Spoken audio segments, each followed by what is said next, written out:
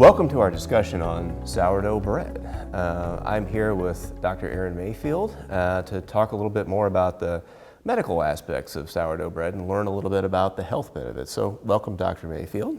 So when you think about sourdough bread, what are the key components that make it a healthier option compared to your store-bought white breads or even white breads you might make yourself at your house?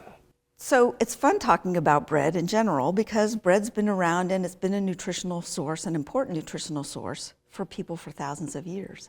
And up until the 1950s, we made it at home in our kitchens. Once the processed food industry, burst onto the scene in America, we had ready-made, shelf-stable bread, but unfortunately, bread that was full of extra ingredients, chemicals, and grains that were stripped of their healthy nutrition. So I love getting back into the kitchen to bake bread. It's a wonderful way to improve our health. We have decades of solid research to show that when we do get back to basics, when we do get back to cooking in our kitchen, it's the best thing we can do to prevent disease and improve longevity. So sourdough bread. Sourdough bread in particular only has 3 ingredients. It has flour, warm water, and a little bit of salt. Because it's a fermented product, it adds additional healthy microbes to our diet. Those additional healthy microbes, which are bacteria, healthy bacteria and yeast, can help us break down fiber naturally. Sourdough bread, those microbes actually help us reduce the amount of gluten in the flour, make it more easily digestible for most people. Those microbes actually produce ACE inhibiting enzymes that help reduce blood pressure, and so many more things when we get into the chemistry of it all. So I'm an avid sourdough baker myself, and so I also find it, as you were talking about earlier, somewhat therapeutic just getting into the kitchen and making the bread myself, getting away from just going to the store and quickly grabbing it off the shelf. So it's one of my favorite stress relievers is actually going through this process. Is it true that people with gluten intolerance can sometimes tolerate a sourdough bread, whereas they might have a challenge with the breads we've been talking about, the more processed or ready-made breads? Mm-hmm. It's absolutely true. Because it's a fermented dough, the bacteria help reduce dramatically the gluten content in the food. So people who can't tolerate normal amounts of gluten in bread can absolutely have a chance at feeling better and enjoying sourdough bread. Are there any specific groups of people who might benefit particularly from consuming sourdough bread? And my answer is almost everyone can benefit from eating sourdough bread. And the reason is because of those strong nutritional benefits. We know that the fiber in the bread, we know that the microbes in the bread feed our healthy gut microbiome. We know that one of the biggest problems in America now is that 90% of Americans don't eat enough fiber. And we've got to have that fiber to feed the growth of the healthy bacteria in our gut. When we eat foods, we can actually change our life and change our health by the foods that we eat. So when we eat foods that lack fiber, like the standard American diet, heavy in meat, dairy, salt, fat, and sugar, and chemicals, we don't foster the growth of that healthy bacteria. We foster the growth of toxic bacteria that leads to a condition called leaky gut. Those toxins are absorbed into our bloodstream and push the inflammation that creates a whole host of chronic diseases and drives the formation of 40% of adult cancers. So when we kick back and we get back to basics and we focus on our whole plant foods and we focus on getting that wonderful fiber, we foster the growth of the healthy bacteria. The healthy bacteria protects the lining of our gut.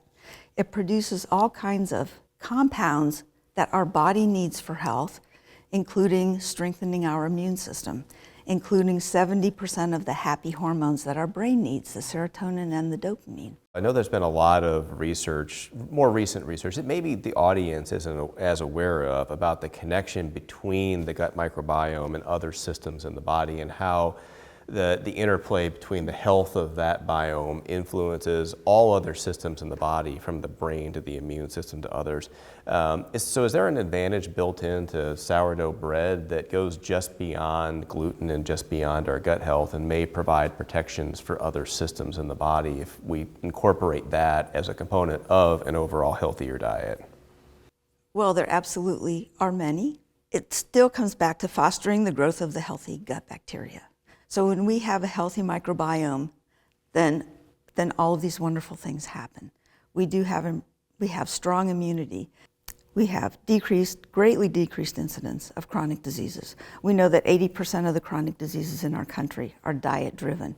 So if we can imagine 80% less cardiovascular disease, strokes, pulmonary disease, autoimmune diseases like lupus, rheumatoid arthritis, 40% fewer cancers, that's the strength of eating fermented foods, sourdough bread, and focusing on the whole plant foods in general.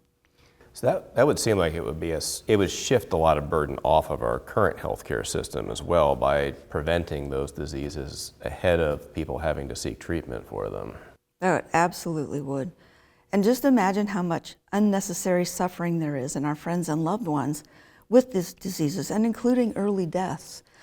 We've got obesity rates climbing. We've got an obesity rate in children that's 30% in Escambia County. We know that obesity drives diabetes, it drives hypertension. We know that the primary driver of chronic kidney disease is hypertension and diabetes. 1 in 7 people has chronic kidney disease and they don't know it. So we can change all of that by changing the food we eat. And it's a very exciting path to go down because we do have power over our destinies. We can change how our genes interact with our food. What's the timeline look like in terms of you go from having a gut microbiome that's based on a traditional Western diet and the normal products that we would just kind of consume based on grocery store or other things? What does that timeline, that transition look like to moving to a healthier gut biome if we start with that kind of slower incremental process? What can we expect along that journey, and how long until we should kind of view our microbiome as healthy? Oh, well, they've actually done some studies along those lines. They've actually done more studies taking people from eating the standard American diet to a whole food plant-based diet. What we know is when you start to shift to more fibrous plant-based foods, you can start to see changes in the microbiome in 48 hours. It's fabulous. You can completely change your microbiome in 2 to 4 weeks, changing your foods. So that's the other exciting part about it. I mean, that's why part of the reason it's so powerful is that it's so accessible to everyone to do that. So I have one last question, sort of on that whole timeline thing. I know that shifting to fermented foods, the fermentation produces a lot of products that are antihypertensive, anti-inflammatory. So if the gut microbiome is adjusted in 2 to 4 weeks, when might one expect to see changes in things like hypertension or diabetes as they transition from a Western diet to a more plant-based diet that feeds the microbiome? Oh, that's a wonderful question too. Because people they'll see immediate effects because they'll start to lose weight naturally. And of course, obesity and the extra weight is a primary driver of the diabetes and hypertension. But as the weight comes off, their insulin resistance will improve. They'll become more insulin sensitive. Another advantage of the sourdough bread is lower glycemic index with absorption, improved insulin sensitivity. So as people transition to the whole plant foods, incorporate fermented foods, because that seems to accelerate their health, then they'll see a gradual weight loss, a natural weight loss. They'll feel great. They'll get rid of constipation. They'll have more energy. They won't have brain fog in the afternoon. They'll sleep better at night. All of those things will happen, and those chronic problems almost fix themselves. Now, I want people to always know that they still need their traditional physicians to continue their medications as needed, but to be aware that sometimes their blood pressure can drop, or especially blood sugars can drop so rapidly that they could need an adjustment in medications within 72 hours. So I especially emphasize with diabetics, if they're going to start shifting their diets and they're going to focus on whole plant foods, they've got to have the ability to test their sugars twice a day. They've got to be in contact with their regular physicians because they may need a dramatic change and decrease in medications or insulin requirements fairly rapidly. That's great information for people to know. I think it's always good when we're making lifestyle changes to keep our medical providers informed of those so that they are able to help us and adjust. Yeah, I think I know the answer to this, but are there specific people who should avoid the consumption of sourdough bread, or is it just good for all?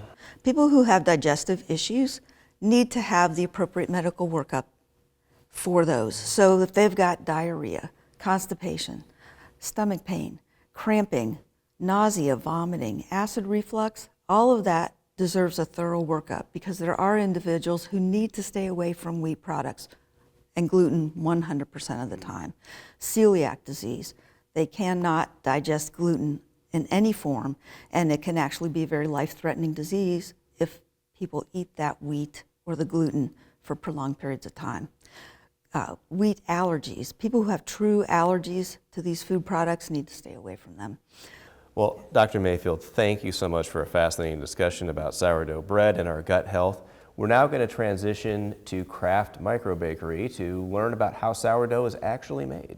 We are here today in the Craft Bakery, full of wonderful smells and really tempting, delectable treats. And we're here with Chef, and I wanted to ask you if you would introduce yourself to our audience, as well as tell us a little bit more about this beautiful facility we're in today. Absolutely. I'm Jordan Hughes, chef and owner here at Craft Bakery.